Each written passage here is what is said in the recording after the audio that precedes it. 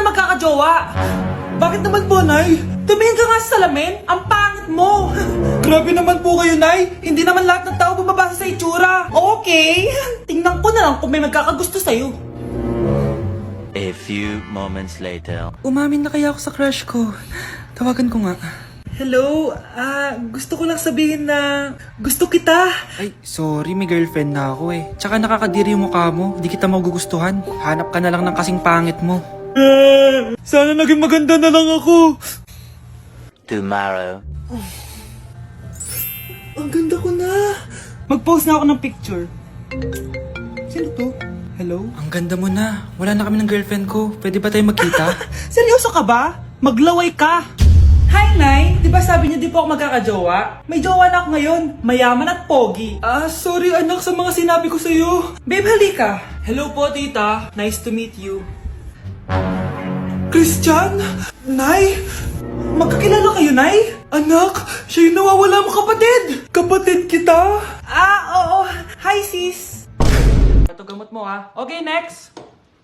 Ano po ba sakit sa inyo? Masakit po ngipin ko. Suggest ko lang tanggalin na natin lahat, ha? So, ano pong problema? Masakit po yung likod nyo. San banda? Anong san banda? Sorry, nakakalito po kasi dalawa likod nyo. So, check lang natin yung puso mo, ha? Ay, oo nga, ang hina ng tibok ng puso mo. Alam ko na. Ano pangalan ng crush mo?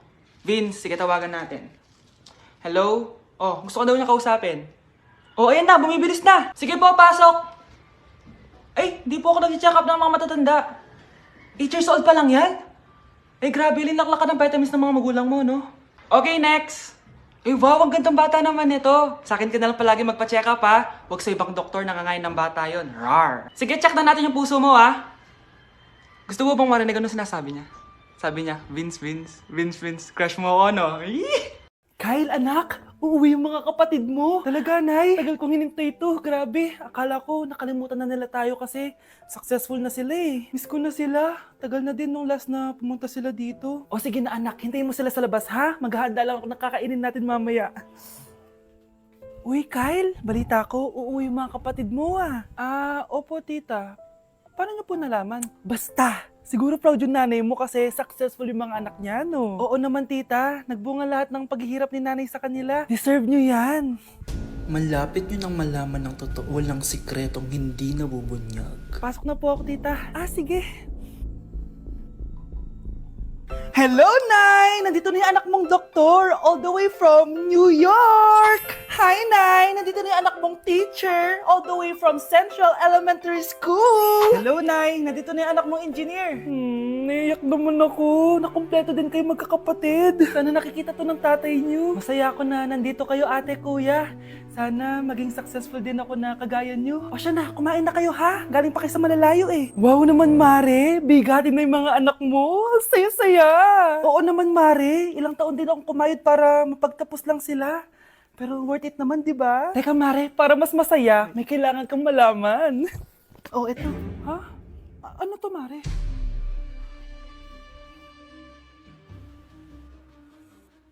Nay, bakit po? Mga sinungaling kayo? Paano niyo nagawa sa akin to, ha?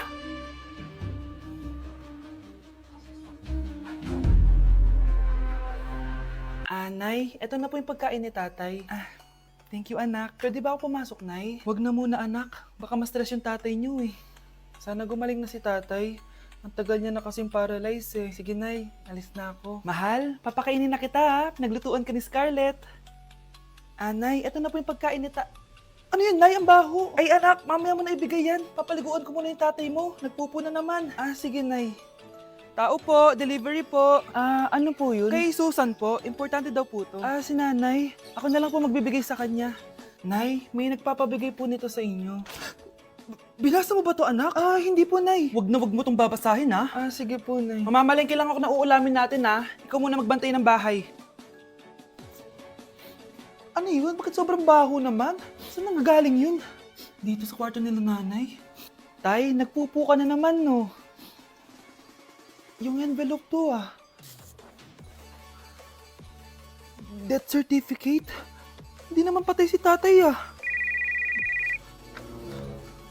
Hello po. Buti naman po, ma'am, sinagot niyo na. This is St. Peter's Funeral. Kailan niyo po ipapaimbasa mo yung asawa niyo? Isang linggo na rin po kasi baka bumaho po yung bangkay niya. Anak, alam kong nasa kwarto ka ng tatay mo. Si nanay. Anak, pupunta dito yung mayaman mong tita. Bibigyan niya ako ng pera, Nay. Oo, anak, kaya maganda ka na.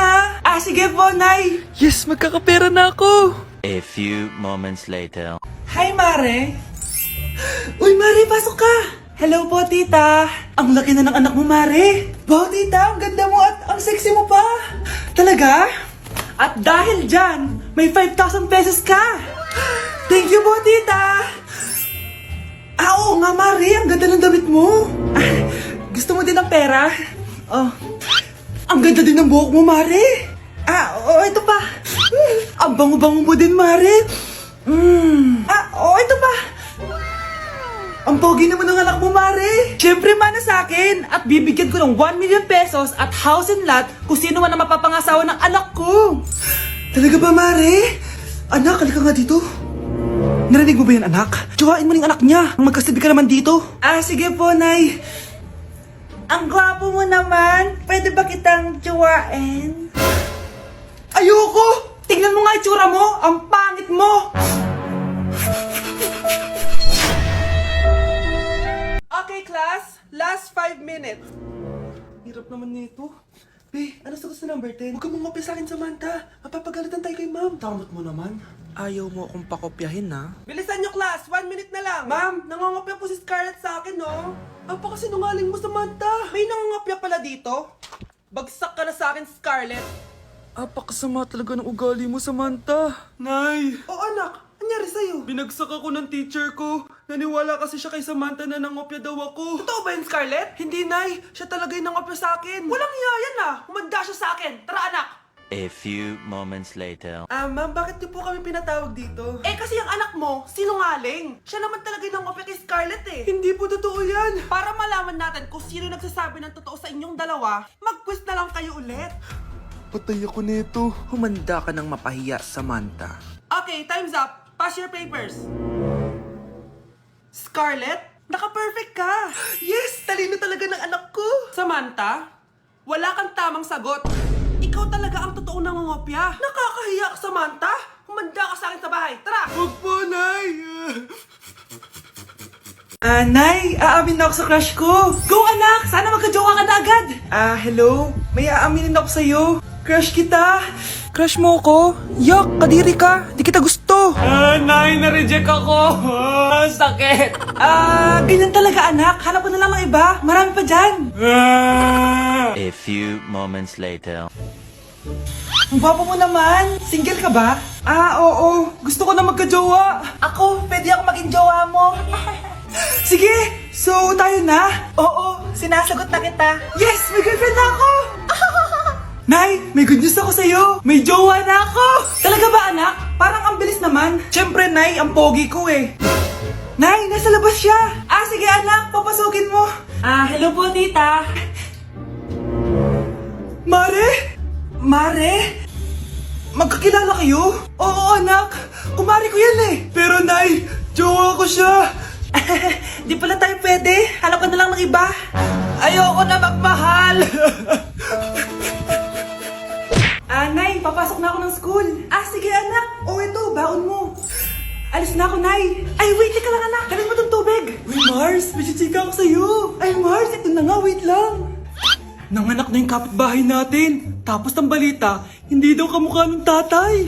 Grabe naman yan. Malaking issue yan, Mari. Ano ba yan? Ang tagal ni nanay. Mars, nandiyan na pala yung asawa mo. Hi, mahal. Mahal, lasing ka na naman. Papasok ka nga dito. Nay, aalis na ako Teka lang anak, dalhin mo to. Ingat ka Sige na, Nay. Init. Inom muna ako. Lasang tubig. Baka ibang flavor lang. A few moments later. Kyle, bakit ngayon ka lang? Late ka na. Good morning, classmates. Hi, ma'am. Ang ganda mo naman. Ano nagsasabi mo? Lasing ka ba? Ako? Lasing? Baliw ka na ata eh. Anak! Yes po, Nay. Lagi mong tatandaan, wag na wag ka magsisinungaling, anak. Bakit po, Nay? Kasi yung lahi natin nangingisay kapag nagsisinungaling. Okay po. Few moments later. Nay! Bakit, nak? Bakit wala po kayo tinirang ulam para sa akin? Parang di niyo naman po ako anak ah. Hindi totoo yan! Alam mong anak kita! Sige, Nay. Bilhin niyo na lang po ako dun sa Nay? Nay, bakit po kayo nangiisay? Nay, napapalo po kayo? Ang lahi natin nangingisay kapag nagsisinungaling. Hala, nasan sa crush ko? Hala, di na naman gumagana tong cellphone ko. Kakainis naman. Ayan, di kasi iniingatan, kaya nasisira. May kakilala kong gumagawa ng phone best. Gusto mo? Libre lang. Libre? Sige. Pwede ba? Ginagamit ko kasi ito pang school eh. Oo, best, ako bahala. Bukas okay na yan. Tiwala ka sa akin. The best ka talaga. Ito, ingatan mo yan na. Best! Charan! Okay na. Sabi ko naman sa'yo, maayos to eh. Wow, totoo nga. Naayos nga. May magagamit na naman ako. Bes, kain ka muna. Ay, wag na Bes. May gagawin pa ako sa bahay eh. Kita na lang tayo bukas ha. Sige Bes. Thank you ulit ha. Ikaw lang talaga mapagkakatiwalaan ko. Yes, makakanood na ako ulit ng mga k-drama. Sino yung mabahong yun? Ay, ako pala. Ligo na nga ako. It's time. Selfie muna bago ligo. Ganda ko talaga. Ligo na nga ako. My favorite song. Ayoko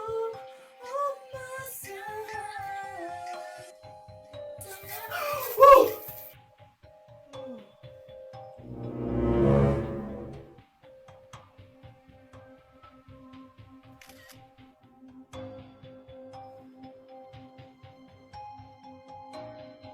Anak, ang kalat dito. Maglinis ka nga. Anak! Tingnan niyo po yung nakita ko! Tingnan mo din po! Yan! Diyan ka magaling! Puro cellphone! Buti pa yung anak ni Aling Susan, tumutulong sa bahay! Pero Nay, nakakatawa po kasi... sumasagot ka pa! Buti pa yung anak ni Aling Susan, hindi sumasagot! Sige po, Nay! A few moments later. Good news, Nay! 95 yung grade ko sa school! 95? Ba't ang baba? Buti pa yung anak ni Aling Susan, naka 99! Hindi ka kasi nag-aaral na maayos! Matutulog na lang ako. Yan! Diyan ka magaling! Natutulog ka na naman! Buti pa yung anak ni Aling Susan, hindi natutulog! Bumaba ka nga!